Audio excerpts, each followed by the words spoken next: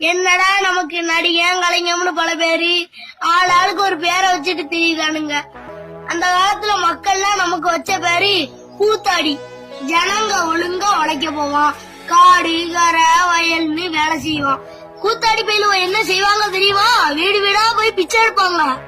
ஆத்தா கூத்தாடி வந்திருக்கோம், அரிசி கம்பு எதுவும் இருந்தா பிச்சை போடுங்க தாயி அப்படின்னு பிச்சை கேட்பான்.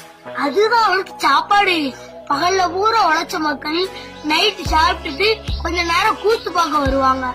ஆனா அப்பதான் கூத்தாடி வேலையா ஆரம்பிக்கும். உழைச்ச மக்களுக்கு உற்சாகம் தர்ற கூத்தாடி பரம்பரை தான் நாங்க. அதனால அவங்கள பெருசா நினைச்சு மதிச்சு நாட்டை கொடுத்துடாதீங்க, நாடு நாசமா போயிரும். அவங்களுக்கு ஒண்ணுமே தெரியாது. படிப்போ வேலையோ தொழிலோ முழுசா தெரிஞ்சிருந்ததுன்னா அவங்க ஏன் அங்க வந்து கூத்தாடுவாங்க?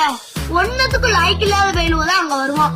அடிமட்ட வருஷம் அது அவனை விட கீழான மடைய ஒரு பயில உள்ள தெரிஞ்சுக்கோங்க. அன்னைக்கு நாங்க வீடு வீடா போனோம், அரிசி கம்பு கேழ்வரகுன்னு போட்டாங்க, பசியா இருந்தோம். இன்னைக்கு விஞ்ஞானம் உங்களை எங்க கொட்டாய் தேடி வந்து காசு கொடுக்க சொல்லுது, அவ்வளவுதான்.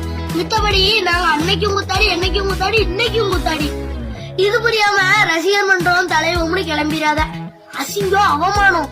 கூத்துக்கு அரிசி சோளம் கொடுத்தது மாதிரி காசு அள்ளி எரிஞ்சிட்டு போயிட்டே இரு. தலைவன் அங்க தேடாத, அவன ஒரு ஆள்னே நினைக்காதீங்க. காசு கொடுத்தா எப்படி வேணா நடிப்பாங்க, ஐயோக்கிய போயிடுவோம்.